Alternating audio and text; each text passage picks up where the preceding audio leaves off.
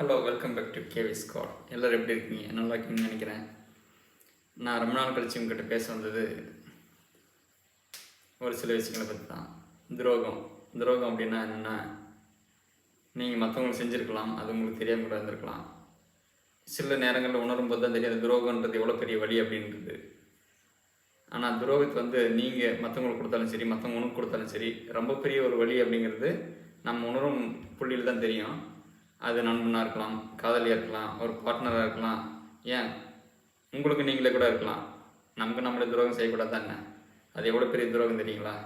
நிச்சயமாக இருக்குது. நம்ம எல்லாத்துலேருந்து வெளியே வரணும். முக்கியமாக நமக்குள்ளேருந்து வரணும். துரோகங்கிறது வெளியில் எங்கேயோ இல்லை, நம்மளை பற்றி நாம் வச்சுருக்கிற பர்செப்ஷன் மட்டும்தான். எல்லோரும் ஒரு ஸ்டெடியான மைண்டில் இருக்கணும். நான் நிறைய விஷயங்களை கடந்து வந்திருக்கிறேன். இனி உங்கள்கிட்ட நிறைய கன்வர்சேஷன் பண்ணணும். So love you guys. Subscribe பண்ணுங்கள், சப்போர்ட் பண்ணுங்கள். உங்களோட கமெண்ட்ஸ், உங்களோட துரோகிகள் யாருன்னு சொல்லுங்கள், நான் தெரிஞ்சுக்கிறேன்.